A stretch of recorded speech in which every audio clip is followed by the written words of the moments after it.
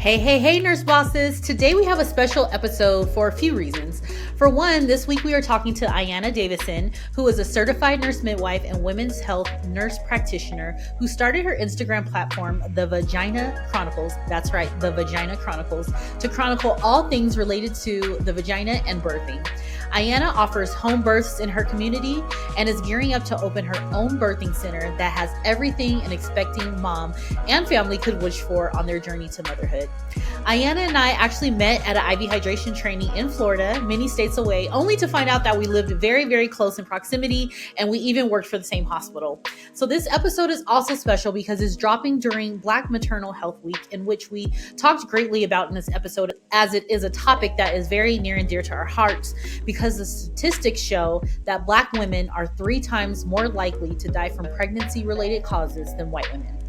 Aiyana shines a light on what is driving these statistics and also reminds us that Black birth is still magical, it's still beautiful, and it can be safe with the right support.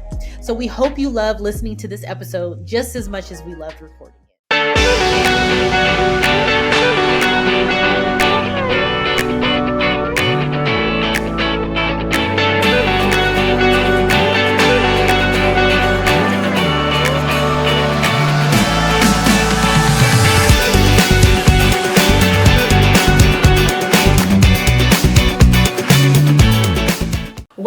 Welcome to the Nurse Boss Shift. It's your girl, Dr. Kiana Jones. And I'm Crystal P, the Beauty NP. And as always, today we have another special guest, Miss Aiyana Davison, who's going to come in and drop some fire. She is a nurse and she is an entrepreneur.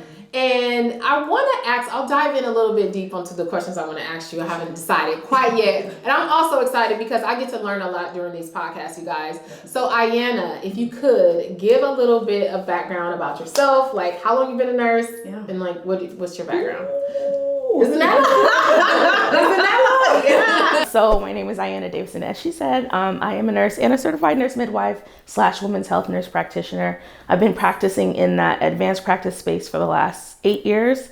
And then prior to that, I've been a nurse since 2009. 14 years? 15 years? 2009 would be 15 years. Yeah. This year. Yeah. 15 years. Wow, yeah. Yay! Nurse first, always. Exactly. So Aiyana, tell us a little bit about yourself. So I have been a nurse since 2009, so 15 years, and been a nurse midwife and women's nurse health practitioner for the last 8 years. And it's been just a wonderful journey. I've practiced both in the hospital, home birth, and then home space as well. Okay, so midwife, women's health nurse practitioner. What state are you out of? California. Oh, you're in Cali. I'm right here. Okay. SoCal? Yes. Okay, Riverside. What part? Riverside, yes. More specifically. Okay. And so you've been a nurse midwife for how long? For the last 8 years. For the last 8 Yes. years. What made you want to look at vaginas all the time? Let's just get straight to it. It's not my thing. I just remember being in clinicals. You know how they say like you go through clinicals to find out like what area you want to work in? And clinicals my time to find out what I didn't want to do. And as soon as I was in my rotation for the OB and peds, I was like, I'm out. This is not it. Well, I was like fully invested, but I already knew I wanted to go on this track. So I knew that this is what I wanted to do before I started nursing school. I'm a pre-med biology major. So nursing was essentially a second degree for me. And so I was like, I took the MCAT thinking I was going to be an OBGYN. Okay. So this was already in the works. Wow. Okay. And then I got to a post-bac program and I was like, oh, this is not for me. And so ended up going on the nursing route. Best decision of my life.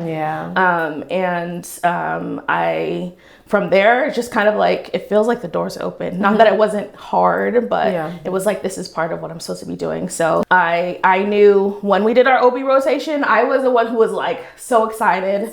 Yeah, like get me in these births. And I think, there's memes out there like what I do, what my friends and family think I do. Yeah. I'm not staring at vaginas all day. Although, like, that's what I think. It kind of is, but like, a baby has to come from somewhere, and as midwifery is concerned, it's usually the vagina. Right.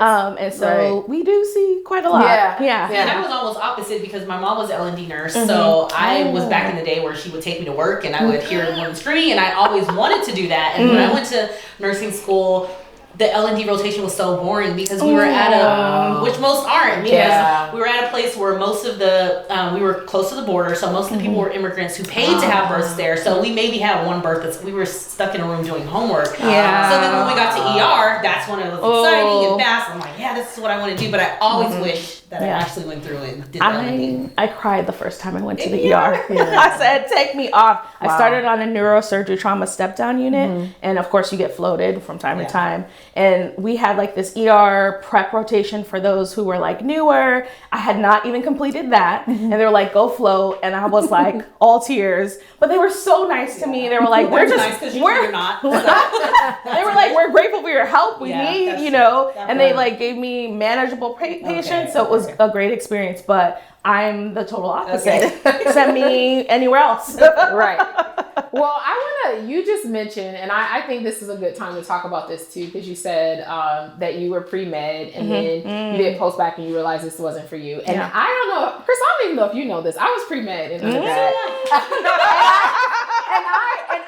and my program was health promotion, disease prevention, but I took all the sciences. Like the only thing I didn't do was take the MCATs. But let me tell you what my experience, because people think nurses like either they wanted to be doctors and couldn't or whatever. But the truth of the matter is, when I was taking my sciences, like OChem, biochem, all that, I was in a classroom with people and I was just like, these are going to be my colleagues. Like I was so turned off. Right. I was so turned off from that. Then I'm like, well, what could I do? Like I had already taken, I thought I was going to be a nurse when I was in the community college. Then when I went to USC, I was like, okay, well, I'm all in. Like I'm about to be, right? So, but then it was that. And I was like, why do I want, that doesn't even fit in with my personality. And I think that's something to be talked about, because a lot of people think that we didn't have the potential. And the truth of the matter is, if you wanted to, though, there's nothing wrong with if you didn't. But if you wanted to, you could have. Yeah, like, absolutely. Period. It's just a matter of really taking a look at your life and seeing, does it really truly align with you and your core values and like what you want. Right. I sat in a class, my post-bac program, I sat in a class of medical students. That was the design. And I was realizing day to day, like the stuff they're doing is not what I was expecting. Yeah. For some reason, I translated medical doctor to nursing, and I don't know how I got that confused. And I was like, this is not what I want to do. And then it was this questioning, like, well, what do I do next? And a little bit of familial background is my grandmother. I knew her to be a registered nurse. She's an immigrant, came from the island of Antigua. We're Caribbean people, and I knew only that of her and her sister growing up. So I come from a family of nurses, and then in her passing, when I've already made the decision to become a midwife or go on that route, I discovered she was a certified nurse midwife in the island of Antigua. So like, this is like a legacy thing too. And I just think things needed to shift in that way so that I could get to where I needed to be. And I feel like this is my calling. There's nothing else I would want to do. But yeah, I sat through, and I look at my colleagues now who I still do work a little bit in the hospital. I look at them and I was like, that's not the life that I wanted. And again, for whoever wants to choose that, that's for you. Great. We need doctors too. But like, that was not for me. So, exactly. Oh my gosh. Okay, this conversation. Okay, I had to.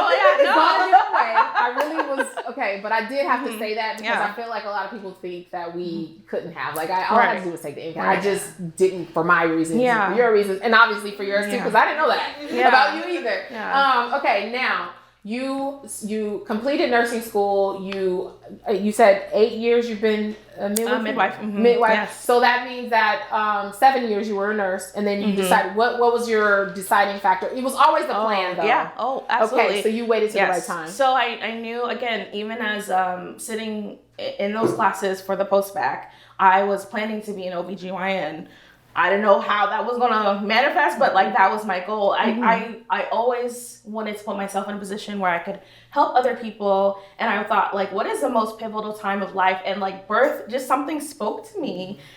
Even as a kid, like I was that kid who was excited about seeing birth in our science class. Everyone else was like, ew, you know, we had to watch it, but I was just like, this is magical. Yeah. So that's so dope. Yeah.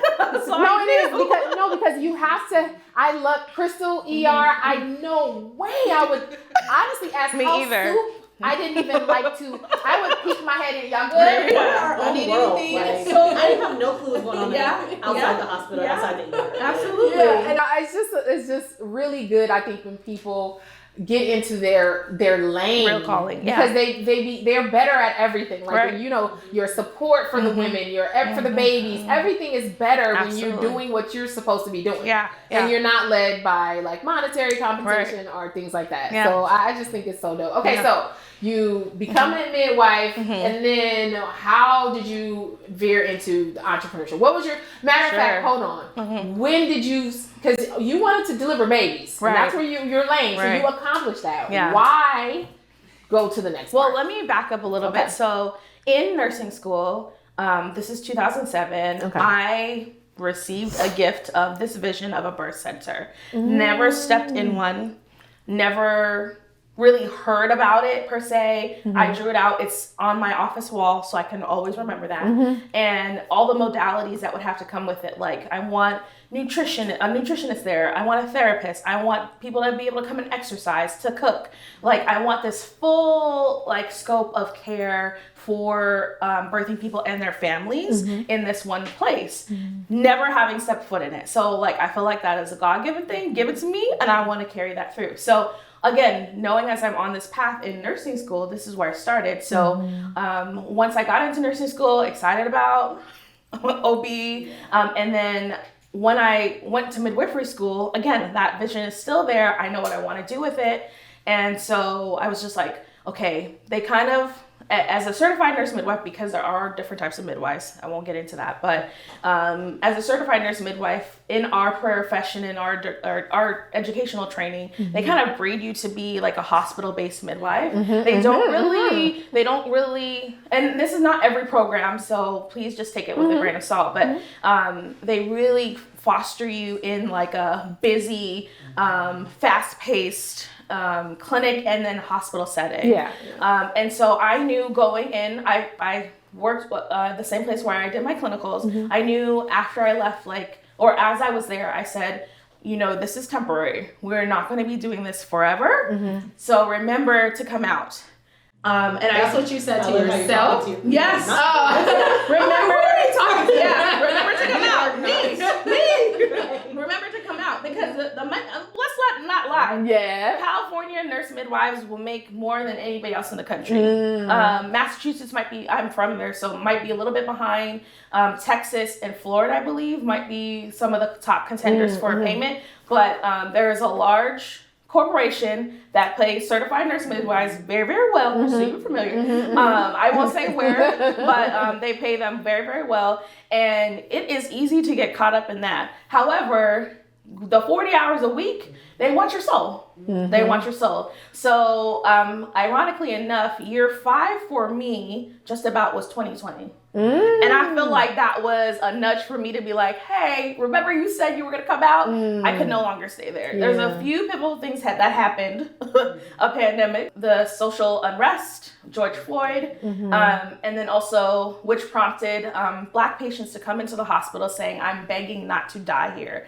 And there was one particular patient that I had an experience with, which led to an altercation or a doesn't look like that really made me realize. And for those who are listening to the podcast, Aiyana is African American. Okay. Oh yeah, go ahead. Because not everybody is on YouTube. That's right. Sorry, I am a Black midwife, a unicorn, but we are amazing. Anyways, so those 3 things that I listed, I hope that was 3, were really the push to say, okay, it's time.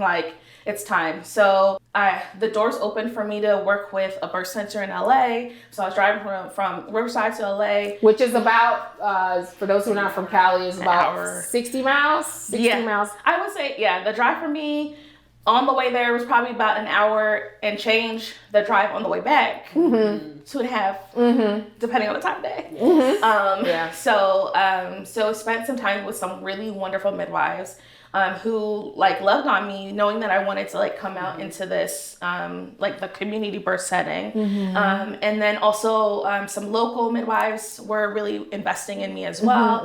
And so you know, things just kind of started to snowball, and I was like, well, it's time. So open up the practice. I have a home birth practice called the Village House Inc. Can you say that a little slower? So Sure. It's the Village House Inc. Okay. Or Incorporated. The Village House, because it takes a village to raise a family. And I've had some really wonderful clients. And I want to like really pinpoint too, the beauty of entrepreneurship is I can actually choose who I see. Okay? Like, so if it doesn't align, if there's something going on in my life where I can't, you know, be there the way I want to be there, I can say like, now's not the time, you know? And so I feel like that's one of the beautiful parts. And so it's allowed me to really foster great connections with people, you know, just from this practice. Yeah. Crystal, I've been hogging. I really could keep on talking. Go ahead and ask me questions, girl, because I'm just like, this is dope. I was going to say for the listeners how me and Aiyana met was we took a IV hydration course together. And I think it was announced like, oh, you know, go network, and this is for, you know, new entrepreneurs. Like, oh my God. And this is a little plug for y'all. This is why it's important to network. Yes, that's exactly where we're going. And we met, and that was how many years? That was like 2009. I think 19. 19. Yeah, 19. Yeah, you were pregnant. She was fully pregnant. Yeah, I was peeped that from the side of the room. And we connected. We rode from the airport together. And then have to know who you're going to be at these networking events. Absolutely. And to see her grow. And now you just have your birthing center, which I'm so excited for that to come, but you're doing home births now. But you also have an amazing community on social called the Vagina Chronicles. What is the Vagina Chronicles? Let's get into the Vagina Chronicles really quick. I said you was watching vaginas all day. It is the Vagina Chronicles. Right. Well, that's what, you know, that's what translates. It started off as a joke, because like I had some friends who were like, you know, what's going on? I was like, you know, another day in the life of the Vagina Chronicles. Like, this is my life. And then I just used it as my name. So yeah, I've been doing that since 2018.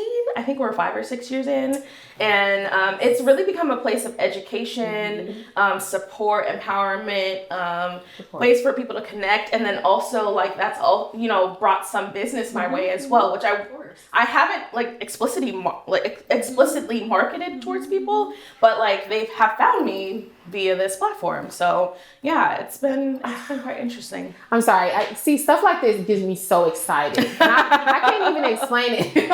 Like I really feel like I'm visceral. I feel excited. Let me tell you why. So first of all, I want to unpack something. Like you started as a nurse, then you became a midwife. You already knew you wanted to do that, but you had already identified a deeper, I want to say a divine message that you knew you had to, at some point, you didn't do it like, oh, I got to do it in 12 months or like 3 years. Like you let life take its course, but you never forgot that. And I think that's powerful, because a lot of people, a lot of people have that, received that, and they've ignored it. They said, there's no way. How would I be able to do that? But instead you wrote, money, I'm getting paid, and like, or I just can't. I don't have I'm not a doctor. I'm not an OB doctor. Like I can't, No, you can't. In your case, it would be that they would have said, okay, I'm not an OB, or I'm not a this, right? But they got it. And instead of receiving it and at least making it, you say write it and make it plain, right?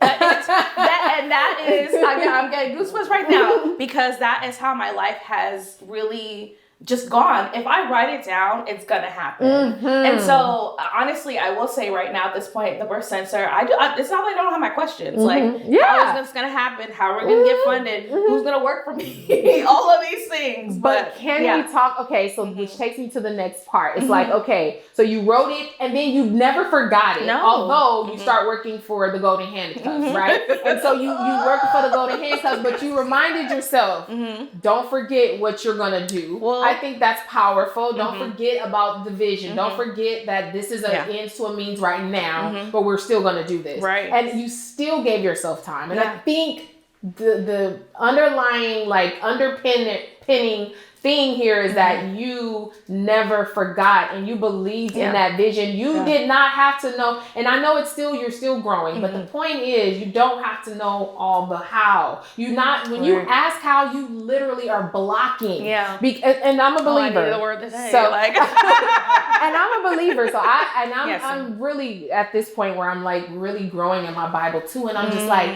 that is the biggest obstacle that we put, because your how is, our God is way bigger than your how. Like that's not like, so for you to do that, you've blocked yourself. Right. And I think I don't know, maybe it is a word for you, because I believe that he divinely comes to me and I'll be like, girl, did you know? Yeah. Right.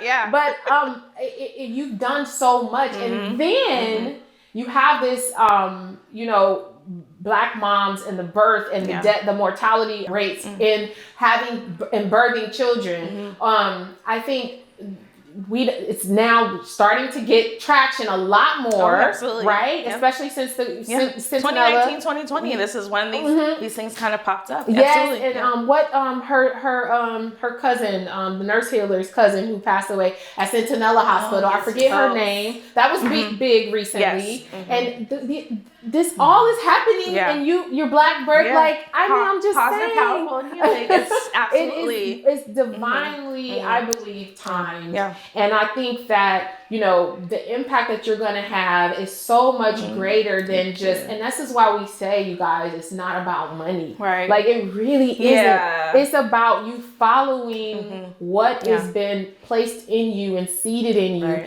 but giving it time to grow, and you just continue to cultivate it. You stay obedient. Yeah. And it's going to continue to be revealed as you go. Right. But this right here is so necessary. Like, and I say this too because I'm a grandma. Weird. All right. My daughter just had a baby, and yes, on March the 2nd. And honestly, I was worried. I couldn't have that conversation with her. She's like, Mom, everything will be okay, right? I'm like, yes, but inside, I'm like, dang, like I know she's at increased risk. Right. Absolutely. I know that, that this is a concern. So I have to be there. Yeah. And it's not, and I think it's something that could be impacted positively by more people like you who are following their gift. Yeah. So can you talk about that? That was just something I wanted to, because I'm loving this. Absolutely. So I think I want to start with saying like, Black birth is possible, just like the shirt says, but also we can have like redemption and healing birthing processes. Like because what the narrative right now so much is, we're at this much risk, and which is facts. But again, I feel like also systems are designed to distract you from the goal and from parts of the truth. Okay. And so it's important for us to know that there are wonderful Black births that happen in and out of the hospital. But there are also some really traumatic, harmful things that are happening to Black people in the hospital system and outside of it as well. Like, let's be real. Yeah. And so I'm dedicating my time to this to make sure that our community feels safe and loved and cared on. And what happens, I find, with a lot of Black midwives is we are not only providing care, but as Black women, we're providing this exceptional care because we've always been pushed. It's been ingrained in us, and we've had to go the extra mile. So we're always providing this care that goes above and beyond. And so we're thorough with what we do. Like, I don't, like the same things that I was doing in the hospital, I'm offering to my patients at home. We're not just like walking through this like, oh, chill, like we're just gonna blah, blah, blah. No. Like, we need to know some things. Like, let's use the tools and resources that we have. And then, but also with that measure of choice, which often is not given to you in the hospital. You are being told and dictated what you need to do, where you need to go, how you're gonna have your baby, when you're gonna have your baby, and position all this stuff, and what you should eat, what you shouldn't eat. Yes, there's some things we need to like be mindful of, but like I'm gonna give you the information, and then you make the choice based off of the risk of what you know, the benefits, why we're doing it, etc. And then we go from there. Yeah. So there's always that option for choice in the matter of your care. There's, I have to check myself too, because when I do walk into the hospital space, sometimes you revert back to what's surrounding you. And it's like, even things like letting a patient walk around. Who am I to tell you if you can or can't? You got the legs, like, let's do it. If there's a risky time, okay, well, let's say this is a risky time. Like, this is why I would prefer for you to like maybe be in a different position or like try something else. But like a normal low risk person who is having their baby in the hospital, they can get in the shower, they can move around. Like people are afraid of birth. And I think that's, and also like physicians are trained to be surgeons and experts at high risk care. They're not trained to be experts at low risk care. The majority, and I'm not saying that there aren't that are wonderful at it, but when you look at physiological birth and how people just go through that, you know, we don't need to put our hands on a whole lot of things. And that's what's happening. So there's a lot of giving people back their, and even saying giving back, because I never took it away, but like helping you to remember that you have your own autonomy, and then being an advocate for you is like huge for me. So, yeah. I'm waiting on this because she knows I will keep going. Yeah, so I was just thinking what you just said, because having my second on the floor. Oh my gosh. Oh yeah. You can tell that. You gotta tell that. You gotta tell the story real quick. Much needs to be touched. Like Crystal was like, she went from like long labor. Very long. I'm gonna wait it out. Story the first time too. I had a home birth that I did not plan. Yes, did not plan, and never thought I would even be considered like a home birth or anything like that. But now seeing how it went, well, you gotta tell the listeners now. Oh yeah, really quick, listeners. My first birth was 30-something hours induced. All the things. She came 2 weeks late. The second one, I wanted to wait out, do the whole thing. I'm a nurse. I'm not going to the hospital for them to tell me go home. So contractions started. I think I texted my best friend. I was like, I think I'm having contractions, because before I was induced, so I didn't really know what that kind of felt like. And from that text until her coming out was 2 hours, the whole thing. So I was thinking it was going to be maybe 8 hours, like longer, but not as, not that short. So I was taking a bath, and my aunt's like, what are you doing?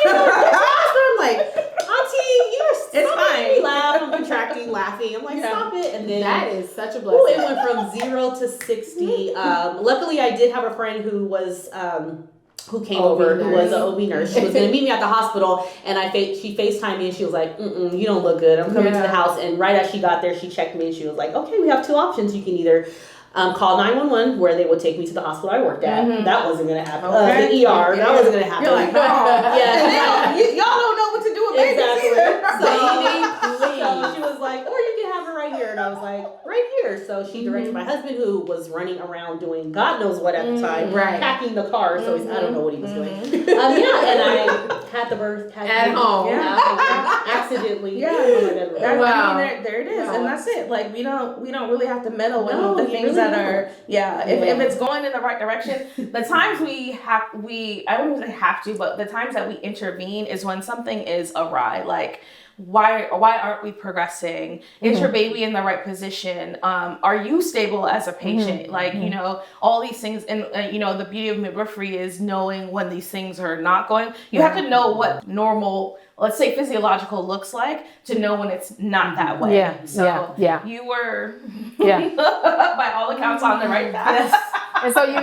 And so you built this business around pretty much that, your philosophy, your core philosophy when it comes to birthing, and then you to women of color, right? And from a business perspective, and you can tell me, I know nothing about this space on purpose, by the way, but like what I feel like, from a business perspective, this is Black women are looking for you. Absolutely. Like, what is the marketing? I feel like you really don't have to I haven't done a lot. because now it's out. Like, TikTok definitely has gotten it out of how we are. And I know it's not everywhere. By the way, I had a good birth for my son and my last two. So I know it's not, but it is concerning when you look at the numbers. Yeah, so absolutely. They're seeking you out. So what is like the business side of it, would you say? Yeah. And also to your point about like the mortality and morbidity of all, the numbers change from state to state. So New York has higher numbers of mortality than California does, and Texas, Florida, so you have to think about all of those things as well. But as far as the business is concerned, midwifery isn't known to be where the money resides, if you will. It's possible. Oh yeah, I bet. And when I say that, I mean, again, your private practice. Yeah. Because what do most people have? Insurance. Yeah. And so, I when I first started my journey in midwifery, working in the hospital, I felt so down and like discouraged because I thought I was supposed to be in this community, like doing these home births all around. And, a friend of mine was like, hey, no, people have insurance and they're coming in the hospital to find you, and you can help them navigate. And that's what I've done. Like, I might see someone at a networking event, like a baby sponsored event, maybe a community baby shower, and just they'll walk up to me and pregnant, whatever. Oh, I don't like my provider. Oh, where do you go? Where do you go to get care? Happens to be at the hospital I work at. Oh, so tell me the name of your provider. Let me see if you're okay with it. Maybe I can get you in with someone else. And like you help people navigate the system, But when it comes to outside, it can be lucrative, but we are mostly under private pay because insurance companies do not compensate at the rate that I see. midwives, in the hospital setting. Absolutely. So, but wait a minute, because even cash pay, like, I guess You the can do it sad for part yourself. about it is it would be a certain market that you would have to target for the cash payers, which means that the most vulnerable who really need you the most. And that sucks. Right. And I mean, there are ways around that too.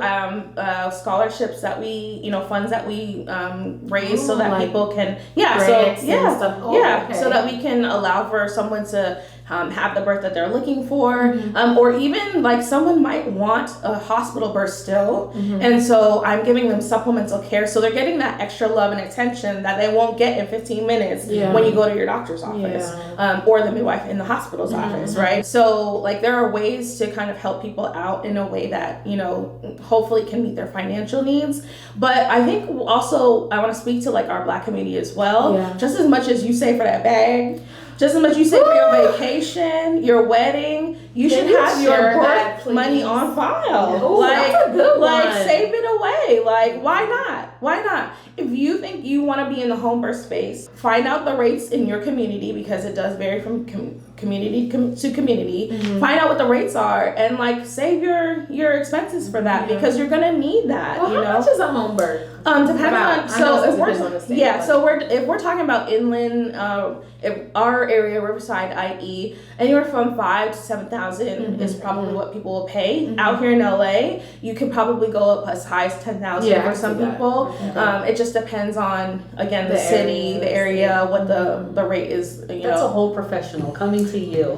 To provide comfortable care for you and in your home, baby in your home. Yeah, So some people have an office. I'm still in a place where I see people in their homes, and so I'm coming to you, and I spend like 45 minutes. That's the bare minimum. Like I'm usually there for at least an hour, sometimes more. And the more you get to see somebody, they become like family. They become, because what I tell people in consultation is like I have to trust you just as much as you trust me, because you need to be able to do the things that you do to make sure that this is we get to the goal that you want as best as possible. So like I get to know your family, I get to know your dog, like I get to know your whoever else is in there that you want as a part of this journey. I'm doing labs in your home, I'm sending them off, I'm sending you to get an ultrasound if that's what you want to do. I'm setting up a tub in your home, like we're navigating the space to see if this is appropriate for you to have your baby here. So like I'm not just like in and out in 15 minutes. I'm there with you for some time.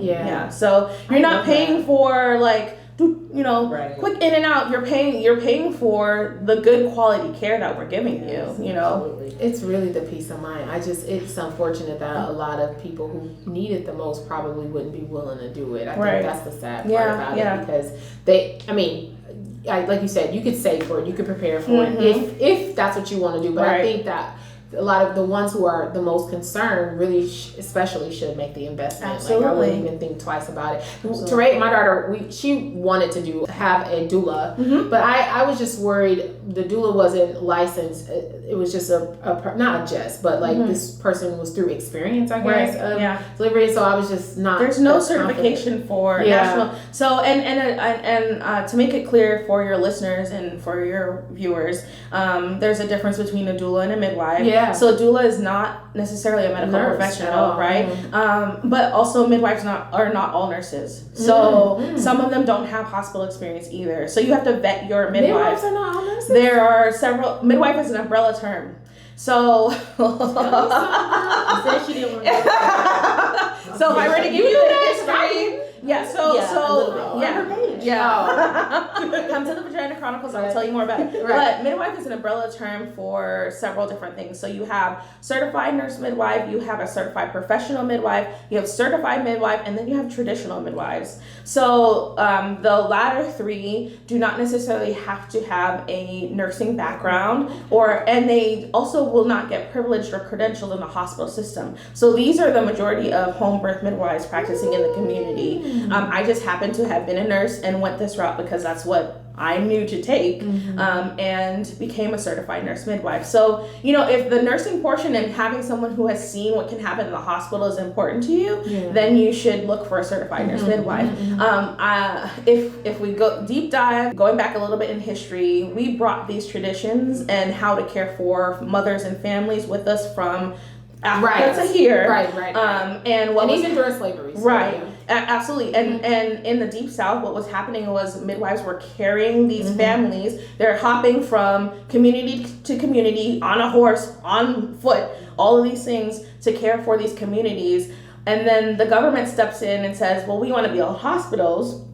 1930s, 1940s, and you're killing babies. This is just an assumption, which was actually not fact. And so they come in and say, well, you need to be trained, and you need to be trained by public health nurses. So then you see the division between certified professional midwife who doesn't have the nurse training to certified nurse midwife. And there's still tension between these sides today, but that again is a distraction from the goal at hand. They were saving lives back at that time, and that's what needs to happen now. And so when we get this this tension, this cattiness or whatever, we're distracted from the point of it all, which is we're here to serve the community and help people through this process. So just a little tidbit, there's a wonderful book called Delivered by Midwives. If anyone's really interested and wants to deep dive, it's great, and it tells you a little bit more about the history of midwives in America. So I think they could, from the way you just explained it, I could see how there could be a positive impact though, especially when it comes to Black births. Absolutely. Especially Having that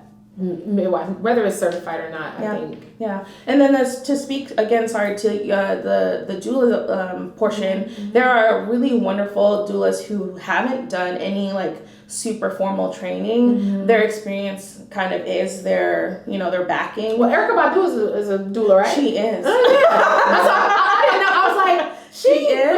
Really, absolutely. But anyone could essentially become a doula. There are trainings out there. Our birth worker community in the IE called Sankofa, birth worker.